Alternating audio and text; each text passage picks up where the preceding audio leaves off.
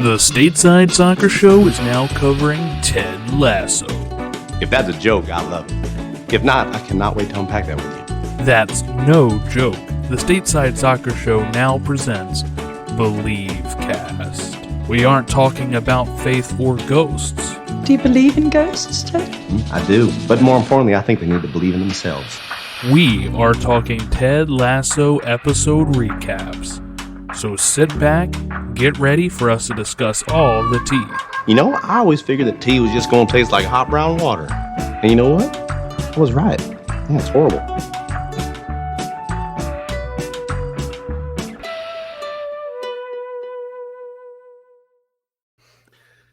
Hello and welcome to Believe Cast, Ted Lasso recaps presented by the Stateside Soccer Show. And today we'll be talking Ted Lasso Season 3, Episode 1 premiere, Smells Like Mean Spirit. My name is Jordan Wiegand, and with me, as always, is Logan Stump. This might be the earliest we've ever jumped on the podcast, Jordan. It's 6 a.m. East Coast time. Yeah, no, that would be terrible. But yeah, probably 9 a.m. is probably the earliest we've done this. This has been amazing, though. Like I like jumping up, grabbing a cup of coffee, and doing 26 podcasts. It's probably what I like. Yeah, we're spreading these out. We're recording like 3 today because I'll be gone. So we'll have Ted Lasso Season 3, Episode 1 recap up, and then we have our usual Stateside Soccer Show. And then we have the Closed Pyramid, which is our look at lower league soccer in America. And so what we're going to do here is, I know we said before we were going to do a season 1 and a season 3 each week. Yeah, not happening with the way our schedule is working out right now.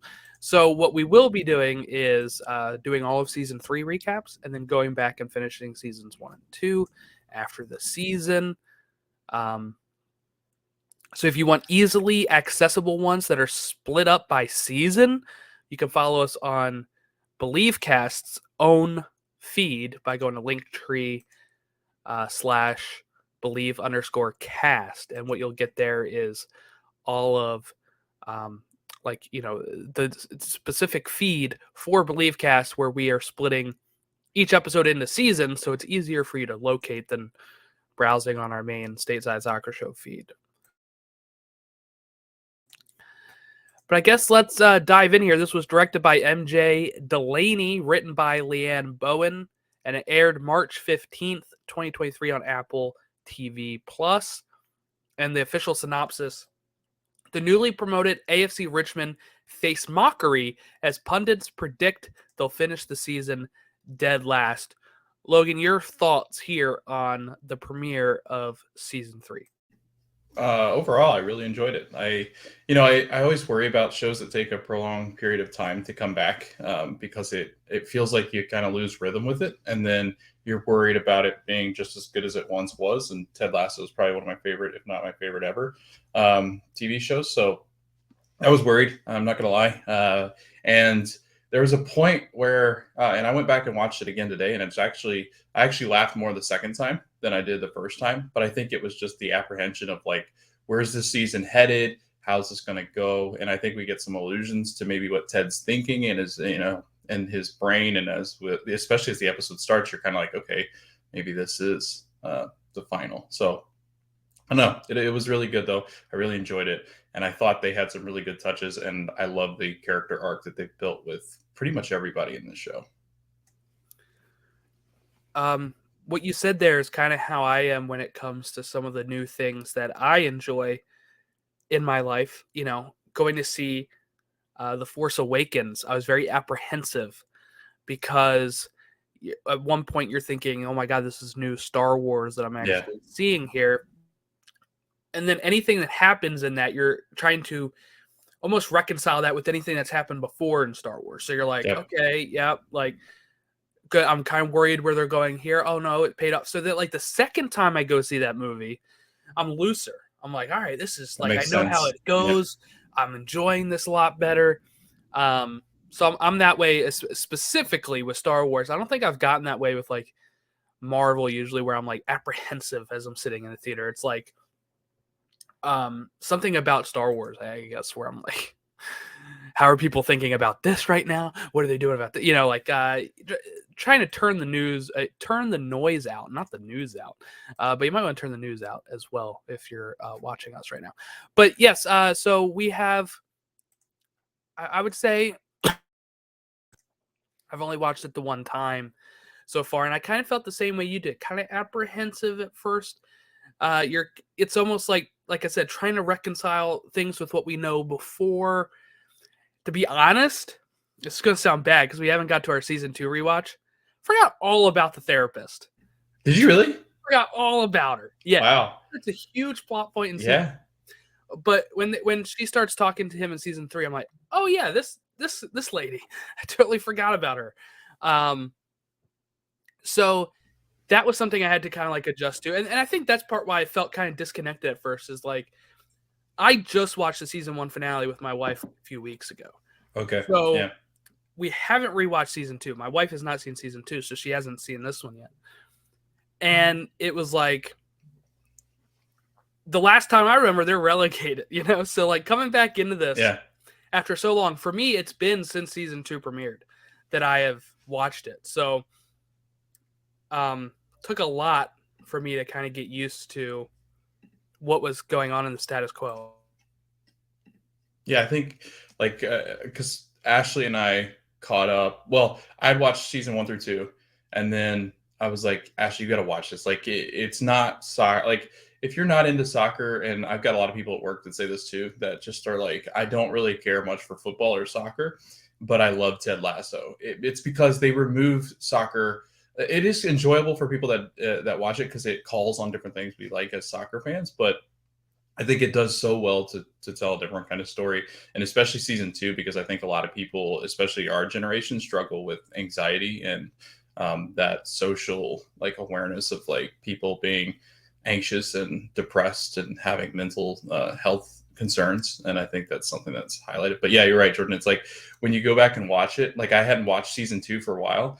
I mean, I didn't forget the therapist, but it had been like I forgot certain aspects. Like I'd forgotten that in fact that they've gotten back up to the Premier League. Like I just assumed like, oh yeah, they've always been in the Premier League. They just didn't finish well. Then I'm like, oh crap, no, they did really get relegated and then moved back up. Yeah, it's an adjustment, especially we see they did this like fake out in the beginning, right, where you have Ted holding his son's phone, and it's, you know, his his mom or his wife, you know, Ted's wife, the kid's mom, is texting him saying like, I love you. And then you know, he hands it to his son and says, hey, your mom, you know, texted you, because you're thinking, oh, maybe something happened here, right? Like, and it's unfortunately no. But we kind of start off with the airport, and apparently, you know, his son had been there for a couple weeks, right? And was going back home to Kansas City. Yeah. And though, now I think about it, like when they're showing the tracker on the plane, does it show like going to California, or does it show going to? It's like a huge map. It's like it's it almost like it's hovering huge over the U.S. Like this plane is the biggest plane you've ever seen. It's really strange. And then there's one point where they show it again, and it's like nothing. I couldn't spot a difference. I'm like, I'm so confused. It looks like the same exact picture that they're using. But yeah, no, his son had been over there for, I think it was 6 weeks, and then he was headed back to Kansas City. But it was not Kansas City. It was like the whole United States. Yeah, you know, well, you know, those maps are always. Yeah. You know, if you're on like a plane, and like Southwest has it where you can track your flight while you're on it. And it looks like you're over like 3 states at once. That's true. But yeah, Richmond is projected to finish in last place for the Premier League season, while West Ham is expected to be in the top 4. Kind of unrealistic in the sense that West Ham, I don't think, is ever favored for the top 4, especially under a new coach like Nate Shelley. I feel like that would be like mid-table, quite the maybe. achievement. Right. I was wondering this. I was going to ask you this because I was just thinking about it before we popped on here. Do you think it's because the bigger clubs didn't really want their name to be used. No, as they far got the as- rights for everyone. I Okay, believe. I just through didn't the know if they Premier League. didn't. I know Man City's got a storyline, so I know that would have been one they probably couldn't have used. But Chelsea like, does too. There's Right. a episode oh yeah, there next is week one. called Yeah. like I don't want to go to Chelsea. Yeah. So that's yeah, they got, I think going into production, they had gotten the rights to all the Premier League teams and Oh, the league as a interesting. whole. So I do think it's funny that I guess they're just all high on the Wunderkind, right? Yeah, they like the Hammers, baby. I don't know. They do like the Wonder Kid. I can't wait to get to that because I can't wait to talk about just everything about that aspect of West Ham. But nobody likes the West Ham this year. All right. Yeah. In our real life, they are currently in the relegation zone. So they probably need an 8 right now as it stands. But yeah, so that's how it starts. Roy wants to play a 4-4-2 because it's a formation that, for people that don't know, it's a formation that's very popular. It's or kind of outdated now, I guess, but was something that people use like all the time. And like Roy says, they would use it through youth soccer, every sort of level. And I think somebody said in FIFA, the 4-4-2 is the default of Richmond. Yeah, because Ted alludes to it too. He goes, oh yeah, that's when you have more midfielders and defenders, so that way you can kind of protect that midfield better. And he goes, how did you learn that? He goes, through FIFA. yes, he was playing it. Yeah, he said him and his son was playing FIFA, which I think was also a nod to them being in the FIFA game now. So like, there's, some of these agreements they've made are coming right up into the thing. But if you also know the history of the Ted Lasso show, Brendan Hunt used to play FIFA all the time, and that's how he would get like Sudeikis to understand soccer a bit. So like, all of that is, such a fun backstory, I guess, to what's going on. But do you think, and I'm going to sound very like disjointed this episode because I'm holding in coughs, but do you think that that this would actually affect the team this much?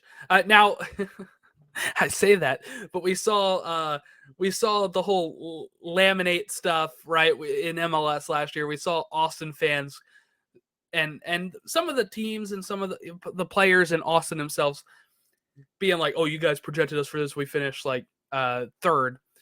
It's not looking so great for them this year, but they finished second in the West or whatever." And so I guess I have my answer that players do pay attention to this, but like they're talking about it in training. They're talking about it. They're sad that everyone has them last. Rebecca's freaking out about it. I can understand the owner, but I think when she's freaking out about Ted not worried about it, I think that's unfair because I think the manager shouldn't worry about projections. I think the manager, sorry, Adrian Heath, should not be worried about what pundits are saying. I would say that the players would use it as motivation. Ownership would use it as, all right, we got to do something about this, kind of put out this fire. But I think, yeah, you're right. I think out of anybody in the office that's not going to pay attention to it, it'd be the manager. I mean, I've heard coaches using it as bulletin material. Like they always say bulletin board material, where they put it up on the board that, hey, the pundits had us predicted it. That was my favorite part too, when he's talking, like they're talking and Higgins, they're like, everybody projected us to be 20th. And Higgins goes, well, not everybody, because the one paper said 20th because they made a mistake with the typo. I was like, that's great. I think Paddington Bear also on his Twitter, absolutely roast Richmond, and then Danny Rojas figures out that Paddington doesn't actually tweet. It just destroys him. Yeah, I guess he thought Paddington was a real bear. But going back to the 4-4-2, I think I like this a lot actually because, look, if you listen to my other soccer podcast, you know how like more focused on defense and stuff that I am, but the 4-3-3 can leave you a little bit more exposed in the midfield. Mm-hmm. And I think when you have players like Danny Rojas and Jamie Tartt, you want both of them on the pitch at the same time. Yeah. So for me, it'd be a 4-4-2, both of them up top. You can still have Albasania on the wing in the midfield. Maybe he's not as high up as he usually is, but he can still push forward. So I do like that for them, and I'm pretty sure I use whatever the default in is FIFA, and it works pretty well. All right, I'm just saying 4-4-2 works pretty well for Richmond, according to my FIFA game. So I think that makes sense. And I like that Roy is, kind of going back to basics. We got, Ted walks in and says, "You got any more trick plays we're coming up with?" No, those can only work so many times, right? Like we have the end of season 1 when they do their fake football, Ted Lasso formation, right? Where they're all lined up like American football. Yeah, that really only works the one time, right? Like you're not going to be able to pull that again. And what I like is maybe with Roy, and even Nate would come up with some trick plays at times, being able to just actually focus on the real football, to actually be focused on, we got to make the team itself better, right? We can't go into every game hoping to do trick plays or dummies and stuff like that. We got to be able to have actual sound tactics that we're able to use to make this team better. I predict that they won't finish last. And I think Roy's move for 4-4-2 makes it a little bit more possible for them to not get just totally scored on out the wazoo. Yeah, I'm surprised. I think most teams that get promoted try to implement a 5 in the back kind of system.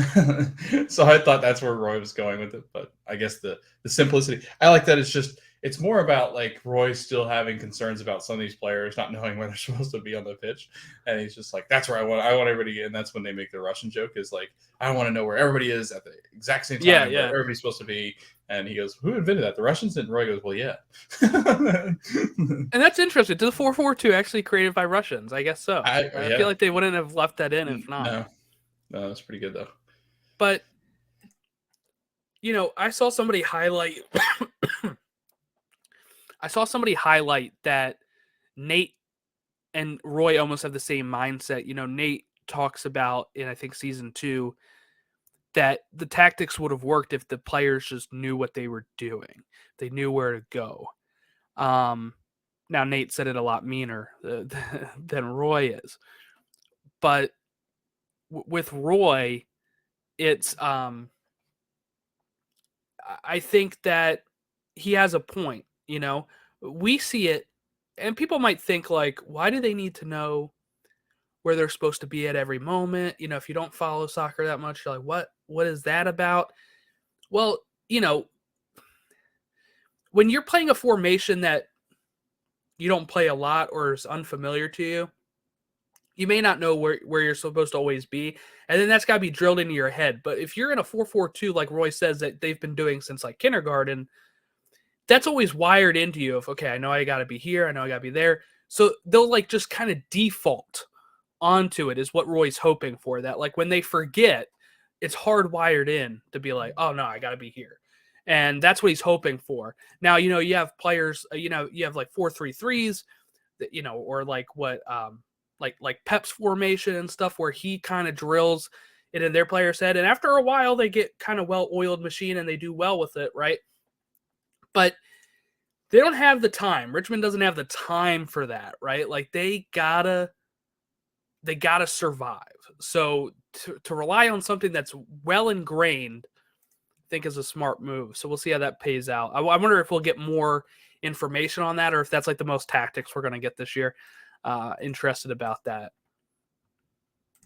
That's also they do a locker room scene too, where they're talking about all the expectations that they have, and they're talking about how they're last, and then Jamie Tartt's well, you're not going to be last because you have me. And it's Jamie's still got that, but then that's when Jan goes, Jan Maas, he's well, statistically in the Premier League, the teams that come up are relatively I think it's 90% they go back down the next year. And Isaac goes, "What the?" And he goes, "Well, it's just statistics. I don't know.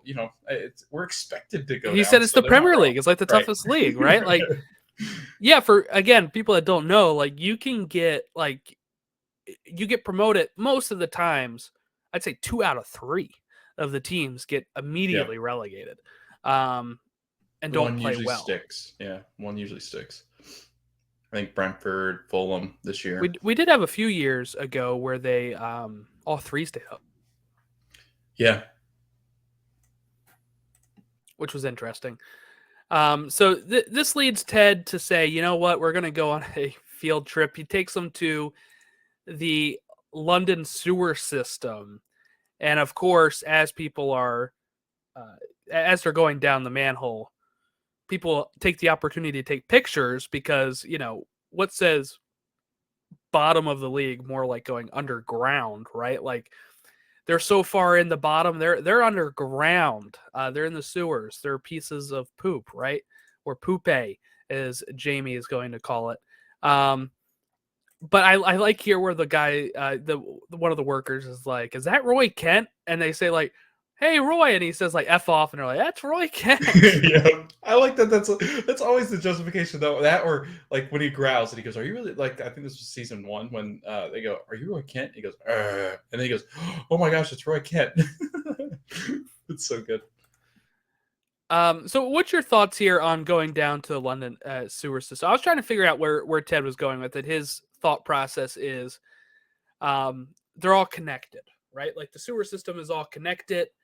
So you just gotta let that stuff go, right? Like don't focus on it. If you need somebody else's confidence, use theirs. If like kind of like talking about it as a team unit. Do you think that was a stretch? The players seem to agree with it, but I want to get to Rebecca as well here in a little bit. But your thoughts on Ted taking them to the sewers? Well, I mean, it's so funny to me because like if a story like this really did exist, I would say by year 3, things have worked out, right? They've gotten promoted again. So now it went from a relegation story to like, oh my gosh, you guys are awful. This American wanker's just over here absolutely destroying the club. And then he gets them promoted. They play really well the next season. I think it would turn into more of a story of like, this guy knows what he's doing. Like, it's kind of like one of those coaching things that like those coaching trends that really catch on. Like this is a player's coach and they're going to the sewer. Then other teams, I think, would be going on these field trips too because they see how well it's worked for Richmond. Like that's the way I always saw it. So like the fact that we're in season 3 and they're kind of like bashing Ted's coaching methods, I think it's funny just because yes, he's still doing unorthodox things, but it seems to be working. So why bash it, right? If you're talking about like the media, I think it's like, yeah, has it been working? Right. I mean, they got relegated the first year. The second year they get promoted. They should have. They kept most of their team. They got Jamie Tartt back. Like, you should probably get promoted from there. And then they're all projected to be last. So I think in some aspects, Ted is still a laughingstock.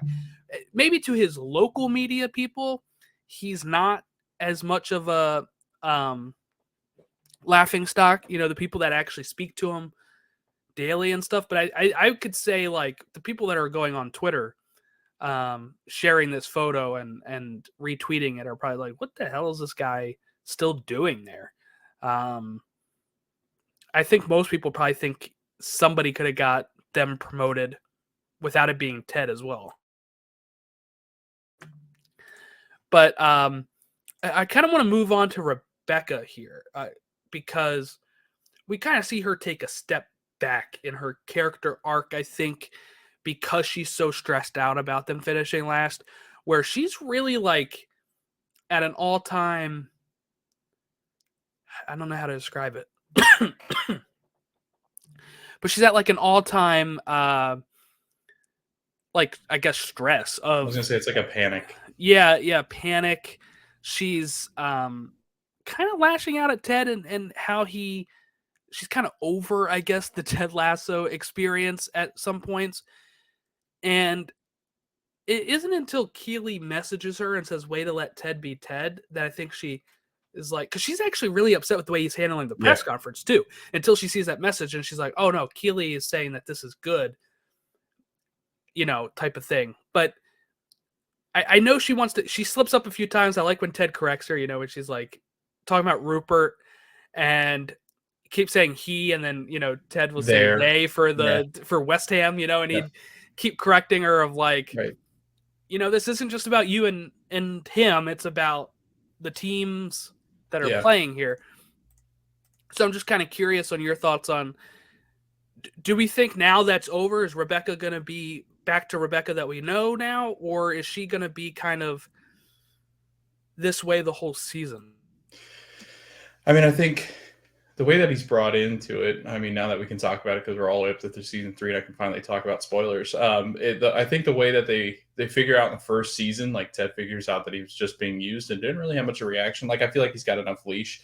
And I think this was just a reminder because Rebecca's like, oh gosh, here comes Rupert. And I think that's another thing too, is Rupert now owns another club. Like he hadn't before in season 2. Now all of a sudden he owns West Ham. So he's in the same division as Rebecca, now a competitor. And now she's like, while I don't really care what Rupert does in his personal life, I still want to destroy him for what he did to me. And I think that's ultimately where that confusion, and I think Rebecca comes off of it on episode 2, just because I don't feel like it matches her character arc that we saw leaving season 2, where she really seems to enjoy Ted. And they said that they were popping champagne in the corner over there. And she goes, you said you were going to win the league. We know that's not realistic. Like, we know that it's very, like, it would be an incredible feat to get promoted and then win the Premier League. Like, I don't think any team's ever It'd done be it, bigger so. than the Leicester City 2016 win. Yeah. You know, like that's Right. how it'd be.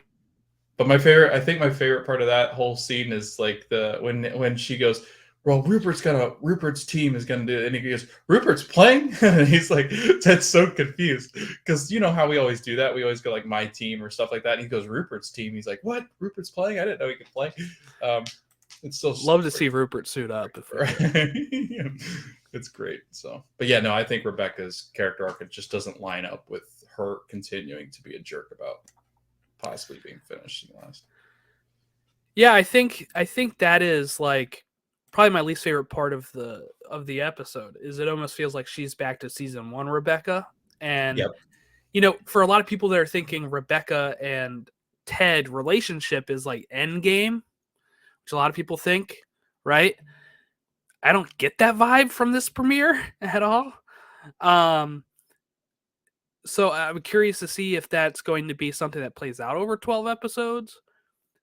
We didn't get a chance to talk about it in the first season recaps yet because we had never finished it, but we kind of talked about it in the episode where they go to Liverpool, right? And she kind of has these, it looks like, feelings for Ted. They kind of play it off where Sassy is the one knocking, but you think it's going to be Rebecca.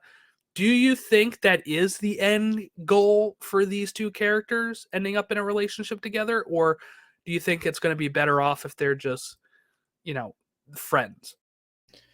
I like the way that I see this going. No, I don't expect them to be in a relationship because I think that relationship is going to require Rebecca being in a relationship with somebody that's going back to the United States. Like, that's the way I see Ted going, is back towards his son. And I don't expect them to move to England. Like, and we don't have, and people are like, well, maybe Ted gets back with his wife. I'm like, and they move over to England. I'm like, no, I don't think that happens because we don't get enough of his wife. Like, we don't get enough of that storyline, I don't think. Oh, we got something at the end there. Yeah. His mother's friend Jake, guess, which yeah. is, I think that rules out any sort of reconciliation. Yeah, right. But I think, like, it just doesn't make sense to a lot of what they've said could happen with the show doesn't quite add up. Like, I've heard people say that, you know, kind of getting into speculations of what's going to happen after the season. I've heard that maybe Ted comes back over here and does MLS. I'm like, yeah, but that doesn't really make sense because you've pointed out multiple times where it's like he just seems like he's not really into that idea, where he's more of just like, I want to spend time with my kid kind of thing. I don't see Beard coming back and having his own show because I don't think that carries well. I don't think he's like a main character kind of person. Maybe, I don't know. And then people are like, well, Roy comes over. I'm like, yeah, but what about Keeley? So a lot of it just doesn't, but a lot of it just doesn't make sense. But I think ultimately, yes, I think that's where they originally wanted us to think and for it to go. But I just don't see logistically how it would work. Yeah, I know, like in the, you know, red carpet premiere and all that, they're talking about spin-offs and stuff like that. Because I do think this is the end. I don't know, like, from what I've read, they've stuck with their original 3-season plan, and I guess they could still move on from that if they needed to. But I think we're going to get the end of the character arcs that they originally envisioned when they started the show, and then if they need to, they can always spin off or whatever. I think whatever we get next is not Ted Lasso season 4. My guess would be something like a Roy Kent show, but you know, he's so busy doing Shrinking now as well. Like, I'm not, and he's Hercules in Marvel whenever he's going to show up there. So I don't know where it goes from here after season 3. I'm totally fine if this is the final season. I am. I just wish they would actually start making that decision, Apple. You know, like promote it as the final season, get everyone on board. That's why I don't think it is. Like I personally don't think it's the end. I want to say that this Ted storyline continues for at least one more year, and I want to say so bad, and I don't think it'll happen, but I want to say he comes over to MLS just because of their partnership. I thought it made sense because I know all their filming is done in England, and I thought Sudeikis would want to come back to LA and just he doesn't want to live in England. Yeah. So that's what he said. I just feel like yes, that this is the end of a lot of their storylines, but I don't think it's the end of Ted Lasso. See, I would like. I don't know if I want Ted to come over to MLS. I'd rather Roy, and the reason why is because then you get the inverse. The right? English, you get. But what if they both come over? Like, what if Brett and Beard and him and Nate come over? If they all four, okay, I would. And Higgins comes over as director of football. I would die. That would be great. Yeah, just like Rebecca buys an MLS team. The AFC Richmond, Virginia. Who would you want it to be? Like if you had to pick an MLS team, I mean, besides the obvious, and I think the obvious is Sporting Kansas City because of where he lives. But like, if you had to pick an MLS team right now, like who would you want to see Ted take over along with like Roy and them? Who do you think would have the funnier story? Austin. No, but I think Ted would have a lot of fun with some of these names. I think he'd have something to say about Chicago Fire. Yeah. I don't know. I think I would rather. I keep thinking SKC or a new made-up team, but I don't know if they would want to do a made-up team for MLS. Right. I don't know. I can't see him being one of the big boys like LAFC or LA Galaxy. NYCFC would be. It'd be a team. It'd be a team like Chicago, like SKC. Houston could probably use them. I just think it's going to be SKC if it ever was MLS, just because the connection. But yeah, I don't know. I don't know what they'll do. I see the reason I keep thinking it's the end is that like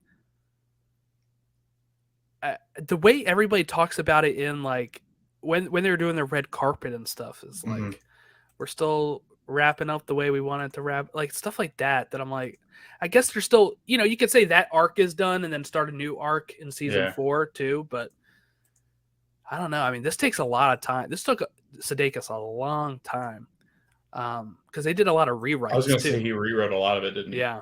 Which usually is ending of storylines. Like I could see where this would have taken time, like ending of the AFC Richmond storyline, because I think I'm not sold. Like I'm convinced. You'd be stupid not to be like, if you were Apple, to go, okay, this is the final season. Because if you said final season, you actually get way more viewership and people aren't going to wait to binge it later. Like here's what I think is going on, Logan. All right. I think the creative team is like, this is it. Yeah. And Apple's like, oh, I'm going to try to convince them that this is not it. Maybe. We kind of had something similar happen in Seinfeld, right? Like Seinfeld season 9, Jerry's like, this is it. And NBC kept offering him money to make a season 10. He kept turning it down. So I could totally see Apple being like we finally got this huge hit. This is their biggest hit out of all of Apple TV, I would think. Oh, by far. I hear good things about some of their other shows. Yeah. But I think Ted Lasso, I mean, this is in FIFA. It is on, it's being referenced in real life football matches. Global. Like it is this huge thing now. And it's only 3 seasons in and the creative team wants to be done. So I think I think they're kind of at this point where they're thinking, I don't want it to be over. So they're trying not to make it over. And I think that's the only reason they're not marketing as such. I think that they're going to try to convince them to come back for a season 4 or to do some sort of spinoff is the only thing I can think of that they're like, where they're like, we cannot promote this as the final season because, and they're probably mad every time these writers come out and say that they want to be done. They're probably like just How much money do you need? Because we'll give it. Is the way I think Apple's going with it right now, especially now that they have soccer on their network. Let's get to Roy and Keely. So they informed Phoebe that they're breaking up. So they kind of broke up at the end of season 2. 6 weeks go by. They haven't officially broken up. Is that your vibe? Like, yeah, that's my thing is that, well, I mean, the way they do break up, it is weird. And I think Phoebe even kind of brings that into question too. It is funny because they pitch it as, oh, Roy and I have to have the talk with Phoebe. I'm thinking totally something different, like the talk. I was like, oh, no, I knew she meant I had break no up. idea what was going on. Because it was 6 weeks. I thought maybe they just, I mean, I would think by then they would have already had, like, either Keely or Roy would have had the conversation with Phoebe, like, hey, you know, we haven't been together for a couple of weeks because of this. But, like, I guess 6 weeks would be, that's weird. Like, it's a whole month and a half. But yeah, no, I just assumed that it was like, and I'm still assuming that they're not quite done. Yeah, they kind of don't have Say an it. answer for Phoebe when she asks, like, why they're breaking up, right? Like, I'm busy. Roy says, I'm busy. And you were busy before. Right. Keely's like, I'm busy too. And she goes, well, you were busy too. Like, it was kind of like this, like, you know, it's the excuse that adults give as to why they're breaking up, when really it's just a matter of, I think they both just don't like commitment. Yeah. Yeah, that's, I don't know. What do we think of Keely's new office? I love the part where the CFO comes in and she's like, we're spending $200. I think is it a day or a week? I think a day. Week, I think. A week, yeah. A week on flowers. And she goes, why? And she's like, well, because I want the office to smell good. She leaves after the CFO goes, what the hell's going on? Like, why are we spending that much money? And then she turns to Rebecca and goes, I don't think somebody offered me this CFO, like this recruitment company gave me the CFO and like this person. And Rebecca goes, you mean the chief financial officer? And it all connects for Keely. Like, oh, that's why she's so worried about how much money I'm spending. I think this is going to be a problem for Keely. I do. Yeah, I do too.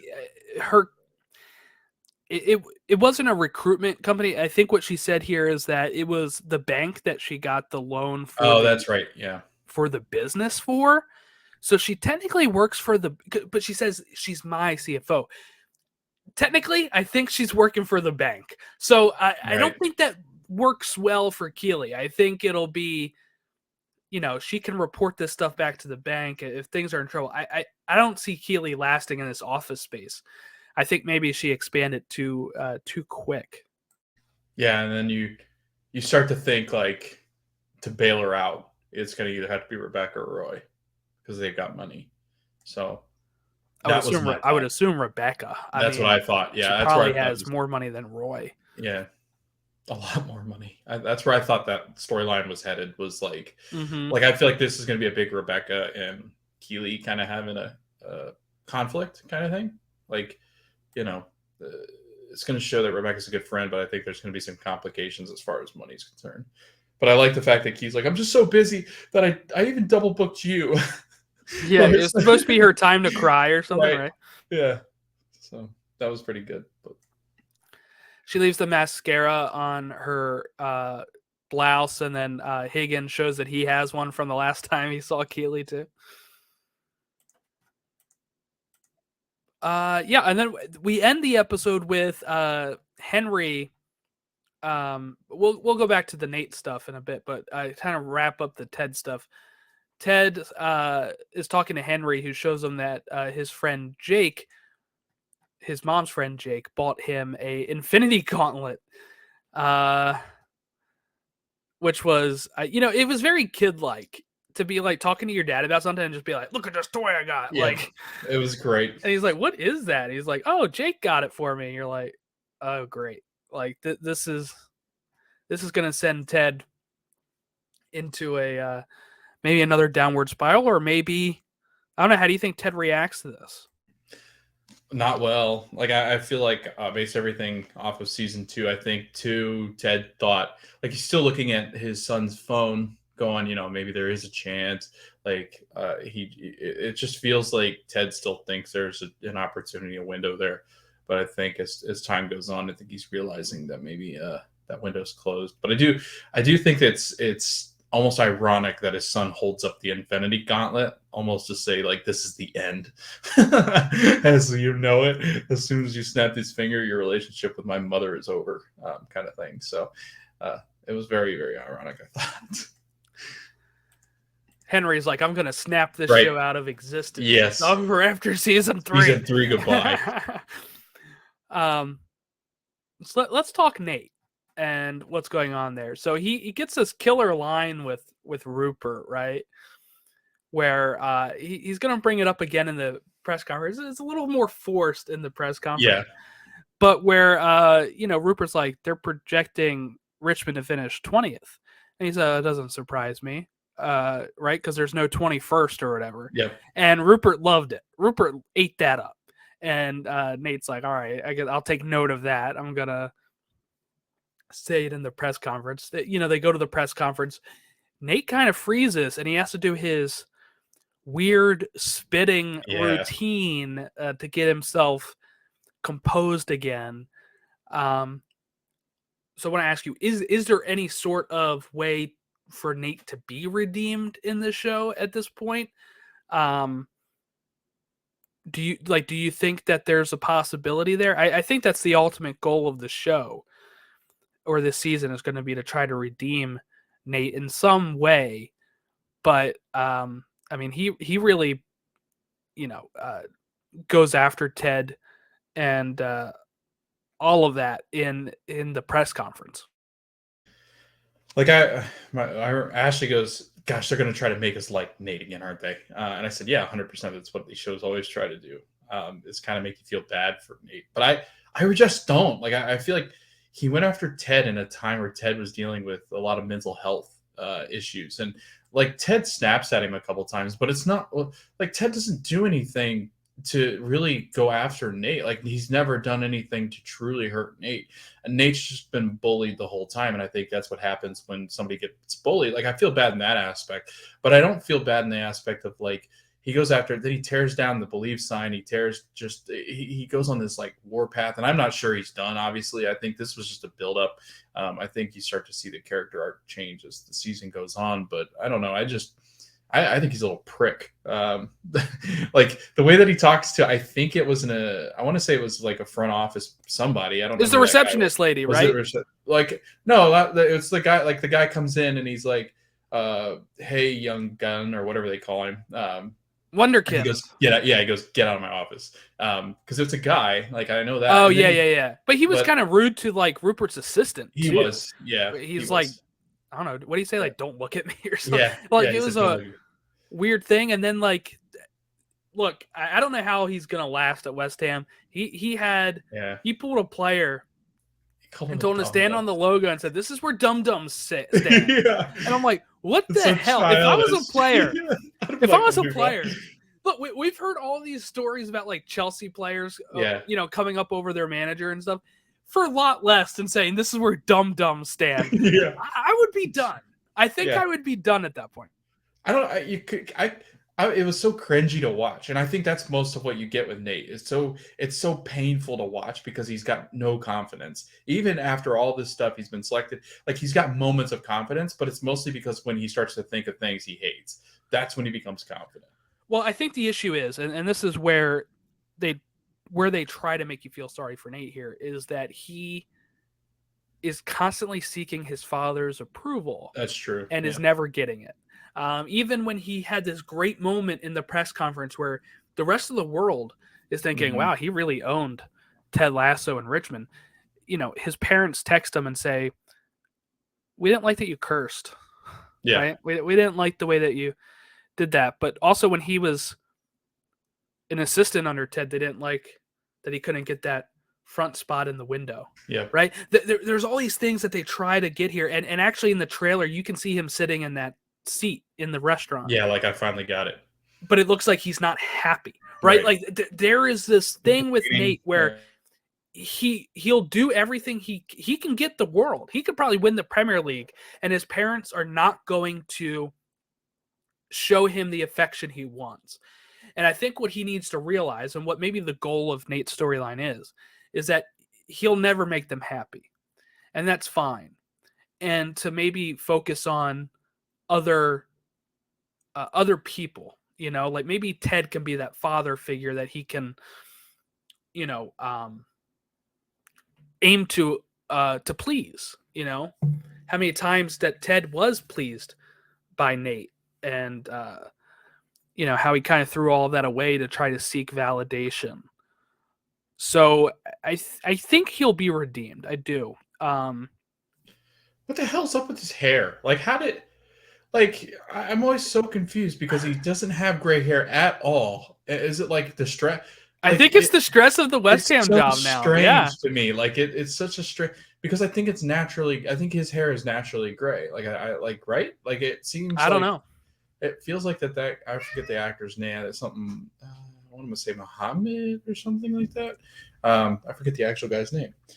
He tweets all the time because he's always Nick, like, right? Is it Nick Muhammad? I think so. I think that might be it. But can I just say, he's a great actor. His ability to play somebody that just doesn't have that lack of that is such a hard role, I would think, to play. Nick Muhammad, yeah, because it's such a difficult thing to kind of channel. Is not he having gets confidence. so much hate online too, and it's like, is he really? Yeah, because they hate Nate, but like he'll get like messages about like as if he's Nate, and I'm like, just like he's a separate person. He's doing a good job. He's brilliant but can we also talk about the fact that like the whole West Ham front office looks like the Death Star? Yes, yeah. Rupert's office is it's like a villain's lair. Like, yeah, it looks like Palpatine's Death Star. There's no office that looks like that. I can't think. And then the window they're looking out of at the car, it looks like they're looking off one of the Star Destroyers, like down on. I love that they towed his car because I guess because it just doesn't look like the other cars. Yeah, but okay, he's been working there for weeks, right? Like, right. You would know. You didn't notice? Yeah, you would know the little green car, and I'm sure Rupert's been around to where he would have seen that car too in the Richmond parking lot. You know what I mean? Like, I feel like Rupert would have. Their parking lot's so small, right? Like you would have seen this little green wagon that Nate drives. But I do like that fact that he goes, "Is that your car?" And he goes, "No." Well, yeah, but is anything really ours? And we see the real Nate there. Yeah, we do. And actually, Rupert kind of has like he almost is showing a soft spot, which is kind of annoying because yes, he wants Nate to be evil, but also like Rupert's like, man, you got to have more confidence in yourself. Like he's kind of still has that same, like, you got to believe in yourself. And I think Rupert actually does kind of believe in Nate. Like it's a weird, I don't know. Well, I think he does. I don't think he puts him in this position. If not, now I think Nate will ultimately disappoint. I think so too. Yeah. I think he's going to be too consumed by this, especially when Ted gets the upper hand here in Ted's press conference. Ted goes full on make fun of yourself. That you could tell that just riled Nate up, right? Like, so did Ted play this correctly then? Yes. He played it just like Ted Lasso. I think everybody would have assumed Ted Lasso would have. Yeah. And then there's that really cool moment. I love the moment where he's like, oh yeah, Nate, congratulations and stuff like that. Like he's Nate the Great. That's why, congratulations on the job. He's going to do great in the job. And then all of a sudden he pauses. And then I think there's a moment too, like it's kind of like when Nate spits. It's like he's got this moment of like he pauses. He can totally go after us and he goes, yeah, but I do want to say, but it's mostly like, I'm surprised he didn't come after me for being dumb. So then Ted starts to inflict what Nate is saying onto himself. And Ted's like, I'm so used to this being said. And it's almost like, and we've seen previews. He obviously goes to West Ham games because his son loves Nate, which we'll get to at the end. It's great. It's a great line. And even though, like, very flash forward all the way there, or flashback to all the way to the beginning of the episode, the AFC Richmond Stadium is built, and while I think Henry and Ted built it, Nate's kind of removed and put up into the stands, which I think Ted did himself. And I think like after Henry had left, he kind of puts Nate, but Nate's still in the stadium, still part of AFC Richmond. And I think that's something like, and Henry obviously is a big West Ham fan because we see in the previews that they go to the game and they're waving at Nate. And Nate's like, are you kidding? Like, what the hell? Like, why are you here? But it's Henry's wearing West Ham gear. Yes. Yep. But it is amazing to me that like Ted has this understanding of like, I'm just gonna be me. And that's when Keely texts and says, thank you for letting Ted be Ted. They did a great job with it. I thought Ted was gonna bite here. I did too. When he says, but Yep. I thought he was gonna say something I mean. did too. And then he's like, I just thought he would have better material and come after me for being dumb, or come after me. I for love this. that bit too. Like when he goes, when I'm dumb American, he goes, and he's like, how dumb are you? It's like that joke is like, I'm so dumb, and you go, how dumb are you? And they don't get it. And then even when they do get it, they're like, how dumb are you? And like almost like, why are you asking like an inquisitive question? Yeah. It's like, what the heck? And Ted goes, I guess we'll get there. Yeah, is that an American thing? I didn't think that was. It's a huge American thing. Like we used to do it all the time. It's like I forget who started. I want to say it was the crew with like Larry the Cable Guy. I think it was like Ron White. Oh, I think it goes farther back than that. Like I do too, but I know there's a bit that they all did. Like you would kind of throw it at each other, and it was like, how dumb are you? Okay, cat.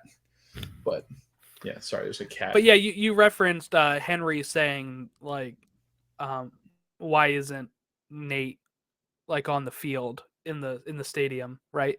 And it's because Ted's like, well, he doesn't work with me anymore. He's like, but that doesn't mean you can't be friends, right? And wise words from a kid, right, before he starts playing with his Infinity Gauntlet. But he's like, I'm gonna snap this world into non-existence. But Ted puts Nate next to him on the field there, and it's kind of where we wrap up this episode. So I do want to ask you, your player of the week, Logan, who do you got? Gosh, I want to go with Jan Maas because we're never gonna give that to him. I thought his line was brilliant about statistically the Premier League is a hard. It's a heat because he talks more than most of the players. I think Isaac and Jamie have longer parts, but I think Jan actually had some of the best part. Like we didn't really get any Sam Obasanya stuff, so we got a lot of Damien, which was odd because we don't ever get to hear from Damien, but he's talking in the sewer. But yeah, no, I'm gonna go with Jan Maas because I thought that was brilliant in that line. I'm gonna go with Jamie Tartt for his pronunciation of poupe. And how like he gets the team back in it, right? Like they're all spiraling at another thing that happens. He's like, hey guys, it's just poupe. Gotta let it go. And then they're all like, all right. And Roy even knew that. Like Ted was about to go out there and say something. Roy and Beard are like, wait. And then Jamie says something. The team lets it go and are like, all right, we're good to go. So how about Richmond Employee of the Week? So we can't have Keely anymore. So we're down to Rebecca, Higgins, Ted, and Beard. Actually, Jordan, I'm going to go with the bus driver, the hippie. Okay. Because I thought it was great. He goes, don't ever call me on the off day again. Yeah, I don't know his name, but don't ever call me on an off day because he's clearly high on shrooms, and Beard understands that he's high. Because we never did get to my episode with Beard, but like Beard is a partier. Like Beard, he is, man. But yeah, no, Beard gets it. Ted doesn't get it. He's like, because Ted is so unassuming. But yeah, the AFC Richmond bus driver, man. And there's a lot of like people mention like the groundskeeper, like the one that he goes because I forget the guy's name. I think it's Jonathan or something like that. The kitman, the new kitman, and he was Ted calls him over, goes, where's the groundskeeper guy? Like I forget the guy's name, but he's like, oh yeah, he lives on the grounds. And Ted goes, he lives here? And Ted goes, or the guy goes, yeah. He goes, after his cult disbanded. And he goes, oh, he was part of a cult. And he goes, no, he led it. yeah. But yeah, sorry, tangent. But yeah, I think there's a lot of mention of like new, because they got to get new. I think we're going to get new players too. I think that was insinuated with the transfers, but I think we're going to get a lot of new characters. That's next week. Yeah. So I'm excited to see. Just from the title, I think that's next week. So, yeah, AFC bus driver. I got Ted Lasso for being able to kind of take the pressure off from his team, and also to kind of get one over on Nate too. I think was a pleasant surprise. So here is the title for next week. So the title is I don't want to go to Chelsea, and the I don't want to go to is in Parentheses. The synopsis is news of a top player looking to move to London sends the English clubs into a frenzy. Richmond play their first game back in the Premier League. So it sounds like we have a big episode. Sounds like a new week. character. I'm excited because I feel like they've got to add, like they've always had Roy, right? Then they've had Jamie and Obasanya, but I feel like they're missing another piece, like a big piece. And I feel like it's gonna be somebody that's a little bit more arrogant than Jamie, like for some reason. Could be. Or like maybe it's from West Ham. I don't know. I don't know what's going to happen. But no, I think this is going to be. I think I read an article about it. No, I think it's a player from another league coming into the Premier League, which is why it's sending Premier League teams into a frenzy. Like they're all trying to sign him. I'm assuming it's going to be like a Brazilian, Argentinian, or like a German, like somebody from another country coming in here. But I'm not sure. So the thumbnail pic is like Higgins and them like in the stands of the game, like waiting to watch the game. So I wonder if the I don't want to go to Chelsea is the player not wanting to go to Chelsea, or that's their first game and it's away maybe to Chelsea. Like there could be something going on there. Go to the bridge, baby. Go to the bridge. That'd be a lot of fun. That's what it looks like. The thumbnails kind of stand for Bridgie.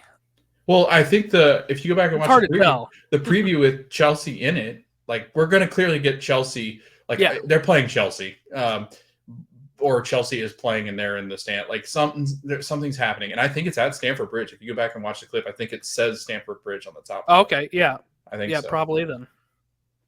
But yeah, I think Jordan, like you said, I think it's a player that's coming to London. AFC Richmond's there, West Ham's there, Chelsea's there. Like they're all there. Mm-hmm. Like there's tons of clubs in London, and I bet you it is. The player doesn't want to go to Chelsea. The player will probably end up at AFC Richmond. And I think that sets up perfectly. Like they do such a good job with just underlying things to weave in. Like this episode, the whole time, if you're watching, Higgins is trying to find transfers. Like that's been like beginning of the episode all the way through. He's mentioning transfer stuff. Like you don't catch it because it's like, it's just random Higgins stuff that he's saying. And you're like, okay, cool, transfer. But they really are making a push. I'm excited to see who they bring in for that. Like, who's going to be, like, is it an actor that we know? Like, I wonder who it'll be. So, if I had to ding this episode for anything, it's the lack of Higgins. Not enough Higgins. I do like the part when Nate says something and Higgins goes, "Meow." Yes, when he's watching the press conference. Oh, my God. But yeah, I agree. I think Higgins needs he's got a couple episodes in the last season, but I need another Higgins episode. You know what I mean? Like I want. We need a Higgins episode like we had the Beard episode. With the Beard episode, yep. Maybe that's Higgins what we'll get all day, every day. Yeah, hit the Higgins button, baby. A whole season of Higgins. That's what I want. Spinoff called Higgins. That would be great. Could you imagine if it was just a Higgins spinoff where he's like Garth Lagerwey, like he that moves kind to of another team. Yeah. All right, we'll wrap it up here. If you want to give us any sort of Ted Lasso feedback, tedlassorewatch@gmail.com. You can hit us up on Twitter at @believe_cast, or you can reach us on Stateside Soccer Show at Stateside Show on Twitter, Instagram, Facebook.